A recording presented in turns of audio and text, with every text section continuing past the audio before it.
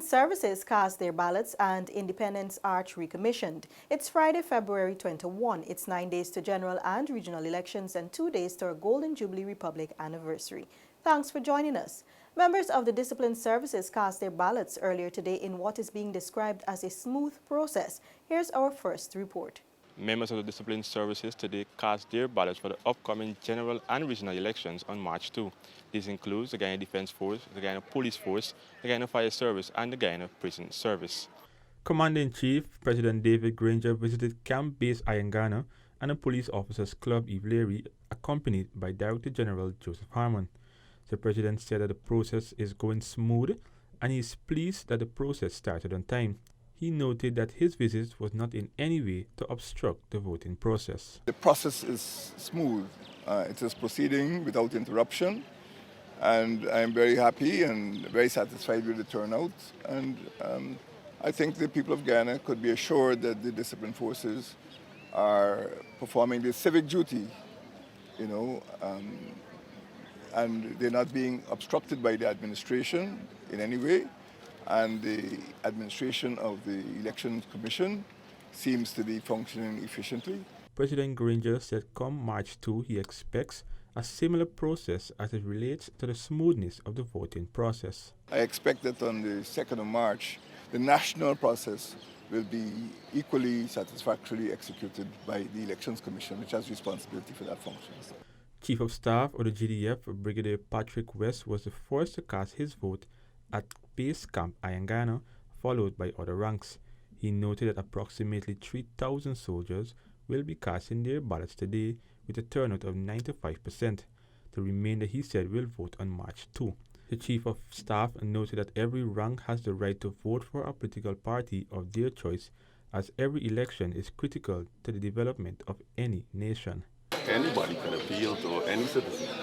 At the end of the day, we're all citizens of Guyana, and we will all have those choices to make now and in the future. And I don't see anything wrong with political leaders sharing from their own platforms, their own intentions about what they will do for Guyana. Commissioner of Police Leslie James also cast his ballot and expressed his satisfaction with the easy flow of the voting process. Up to press time, he noted that no incident has been reported.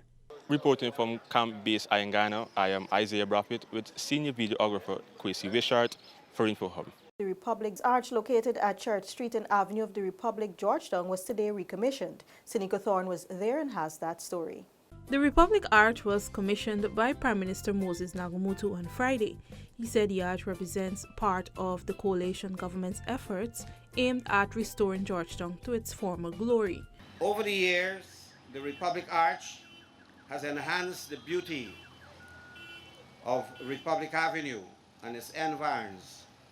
In commemoration of our 50th Golden Republic Jubilee, the government of Guyana decided to enhance and recommission this incredible piece of history and architecture. It is with pride that I say that our government, our coalition government, has restored our capital city to the state it is today. Not a garbage city, but once again, a gardening city. The Prime Minister also noted that the arch is a symbol of the growing national pride of Guyanese. Do you see where we are located, where this arch is located? In the midst of history, in the midst of cultural symbols, and of course, heritage buildings of the world.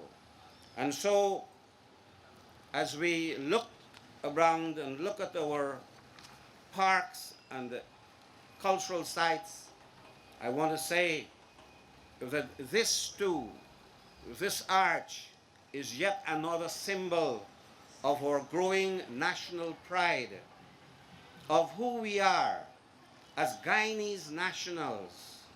The Republic Arch was built in the year 1970 in observance of Guyana's Republic anniversary. It overlooks one of the few canals remaining in Georgetown and separates the east and west wings of the Avenue of the Republic. The avenue was also named to commemorate Guyana's republic status 50 years ago. Samika Thorne, InfoHub. A memorandum of understanding was signed and aims at rehabilitating, re-educating and reintegrating errant youths into society. Public Security Minister Kemraj Ramjatan called on stakeholder non-governmental organizations to play their part in the implementation of the provisions of the Juvenile Justice Act. We also wanted to see a framework which would ensure that it saw professionals in the forefront supporting juveniles rather than prison warders. That's a huge development. UNICEF's resident representative Sylvie Foyer commended the minister for walking the walk and offering youths a second chance. Support and leadership on this from you, the ministry, the partners is really key in changing the narrative around the reality for young people, in particular when they are doing minor offenses. United Builders CEO and civil society representative Bonita Montague welcomed the initiative. We have to do a lot of work educating the public so they understand that this does not alleviate or avert justice, but it actually is justice. Referencing his impoverished upbringing, Regional Health Officer for Region 4, Dr. Quincy Jones, noted that imprisonment to a child often does more harm than good. The Juvenile Justice Act and the Juvenile Justice Department recognizes this, and this is tangible efforts in the right direction. Chief Magistrate Anne McKinnon commended magistrates in collaboration with UNICEF and the NGOs for using their initiatives when dealing with youths in certain cases. Today, therefore, the judiciary, and more particularly the magistracy, are pleased that we have reached to this stage where we are going to concretize these programs. They will be in place, and therefore they will be available to the magistrates to give them the option to make the appropriate orders. Paul McAdam for InfoHub. In its effort to provide a safe educational space for children, the government has established the Early Childhood Development Centers. This was made possible through a collaborative effort between the Basic Needs Trust Fund, BNTF, and the Office of Presidential Advisor on Youth Empowerment Unit. The required 3,200 square foot facility accommodates about 45 children under the age of 5, 8 caregivers, and an administrator. Each facility includes 4 care areas or classrooms, a sleeping area, sick bay, a staff room, an administrative area, storage spaces, a kitchenette, a laundry room, sanitary facilities, and an outdoor play area for the children. Thus far, 4 development centers have been commissioned in areas such as Ansgrove, Ithaca, Linden, and Anna Katrina. Minister of Agriculture, the Honorable Noel Holder, has commissioned a $415 million sluice at the Edward. Flooding will be a thing of the past for residents and farmers of Region 5 with the commissioning of a $415 million sluice at the Edward. The new 4-door sluice replaces the old 3-door sluice, which was in a dilapidated condition. It also had a 33% greater capacity to drain 16 acres of land and pump over 6,000 gallons of water per second. CEO of the National Drainage and Irrigation Authority, Frederick Flats, said the sluice, in conjunction with other sluices and pump stations, serves an area of approximately 48,000 acres of residential and agricultural land. All of this is being done to improve drainage in this area. We look forward to a time when this area would hardly ever see flooding. And that is not going to happen by luck. It's happening because of forward planning. When we talk about reducing flooding, it is not mere talking. It is actually a real attempt to reduce flooding in the MMA area. Minister of Agriculture, the Honorable Noel Holder, said the new sluice was constructed to cater for future developments in the region. It signals the government's commitment to developing regional agriculture and boosting village economies. Region 5 is the largest rice-producing region in Guyana, as mentioned before, producing 45% of paddy production annually. In 2019, 1,760 farmers cultivated 40,936 hectares, producing over the two cropping seasons 457,715 tons of paddy. From number 27 village to Edward, West Coast Belize, there are about 500 rice farmers who cultivated approximately 11,500 acres in the last crop and will directly benefit from this investment. Courtney Ben Contracting Service Limited constructed the sluice for $415 million. Reporting from the Edward in Region 5, I am Isaiah Braffett with videographer Kareem Peters for InfoHub. When the news returns, a $38 million passport office commissioned in Region 10 and Bonasika Bauxite project officially opened. Details after the break. Stay with us.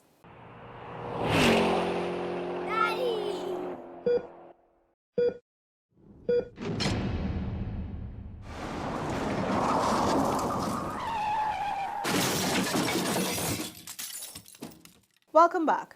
History was created on Thursday when the coalition government commissioned the first immigration and passport office in Upper Demerara, Berbice at a cost of $38 million. The office was constructed by Arbasu and Sons, and the equipment, which forms part of the immigration system, was acquired at a cost of more than $7 million. According to Minister of Citizenship, the Honorable Winston Felix, government's intervention significantly alters colonial ways which were imposed on the public. And His Excellency's vision to decentralize government services to capital towns is now manifesting itself in events such as this, and which must be coupled with the Department of Lands and Surveys, which has established offices in Regions 9 and 10. Director General of the Ministry of the Presidency, Joseph Harmon, said the commissioning of the new facility will enhance the lives of all Guyanese regardless of their location or religious and political affiliations. We have committed ourselves to ensuring that government service is taken to the people and that the people don't have to go looking and searching for government service. We recognized very early that there are certain things which affect the lives of every Guyanese, and therefore there had to be a decentralization. There had to be a decentralization in governance. There had to be a decentralization in public service. The residents welcomed the new facility. Well, as a resident in Linden, having a passport department here, I think is a good thing, because in the future, many times you have to go to town to get these things done. And you don't always have that extra cash for paying for the passage, and then you always got to find the money and a taxi money on the top, So I think it's a great happening to Linden, and I think a lot of people here would appreciate it. I see this as a blessing to Linden, because I personally would have experienced taking my children down to Georgetown, leaving at 4 or sometimes 3:30 to join the line. And as one of the speakers would have said, that sometimes you get up to the line and you hear they're closed for the day. And that used to be very stressful, because when you have to take a family of 5 down to Georgetown to get it done, consider the amount of money you have to pay, consider the time and preparing before you leave at 3:30. That was very tough for us. Upon completion, the building was put into service on July 30, 2019 to test the equipment and effectiveness of the staff. During that period, 2,623 applications were successfully processed. Reporting for InfoHub, Natasha Smith. After considerable explorations in the last few years, the Bonasika Bauxite project has been officially opened. The first bauxite and local subsidiary, Guyana Industrial Mineral Incorporated, will inject some $80 billion into the local economy over the next 15 years. First Bauxite LLC and its subsidiary, Guyana Industrial Mineral Incorporated, GINMIN, officially opened its Guyana operations on Thursday, becoming the third large-scale bauxite mining operation in the country. As of January 1st this year, the company began production and exportation of bauxite from its Bonasika Bauxite project located in Region 3. I again congratulate you on behalf of His Excellency David Bringer, President, for a job well done. My understanding is that mine development from the time of exploration to startup is normally 10 to 15 years. But you have managed to do it in less than 11 years. despite the challenges. And many of the improvements are physically visible. Those improvements include opening of a mine distance from viable waterways, construction of an all-weather haul road made from local material, and construction of a brand new wharf at Sand Hills. Minister Othman said he was especially happy that the contracts for these projects were awarded to Guyanese contractors. Minister of Finance, the Honourable Winston Jordan, who also attended the event, said he too was happy with the progress at Jinmin. Thursday's opening, he said, signaled continued growth and stability for investment in Ghana. I'm looking forward to Jinmin's contribution in 2020 as we see bauxite growing and as we see the mining sector, excluding petroleum, also taking off, and including petroleum going into flights of fancy. In the meantime, President and Chief Executive Officer First Bauxite LLC, Bill Rice, expressed his gratitude to the Government of Ghana for its support from the inception of the project. The government of Guyana. The government has been with us since day one, which is now many years ago, but starting with the ability to explore this area, which is when our geologists were walking along a creek over there and all of a sudden saw a little outcrop and said, "Ooh, what is this material?" And it turned out to be the highest quality bauxite in the world. From the Bonasika Bauxite Project located in Region 3 with senior videographer Tej Paul Bridgemahan, I'm Felicia Valenzuela for InfoHub. For 2019, Guyana has earned some $222.7 million through the export of rice to more than 35 countries. According to the Ghana Rice Development Board, the exports in that year represents an increase of 20% compared to the revenue earned from exports in 2018. This huge accomplishment for Guyana stemmed from several new rice markets the nation has achieved in the past few years. Cuba and Mexico commenced purchasing our rice in 2017. Benin and Ivory joined the buying list in 2018.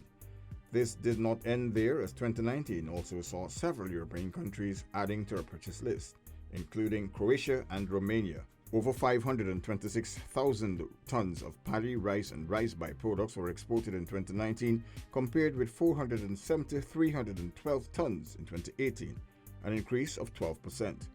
The greatest amount of exports went to Latin American countries, with Venezuela remaining the largest buyer of rice for 2019. Second to Venezuela was Portugal, with a total of 61,873 tons of rice. As we prepare for Elections Day on March 2, if you haven't done so as yet, check to ensure your name is on the revised list of electors. Voting is your democratic right. That's all for today. Connect with us on all our social media platforms, including WhatsApp, Facebook, YouTube, and Instagram. Much more news is on our website, dpi.gov.gy. Your bridge and weather reports are up next. Have a safe and enjoyable weekend. Goodbye for now.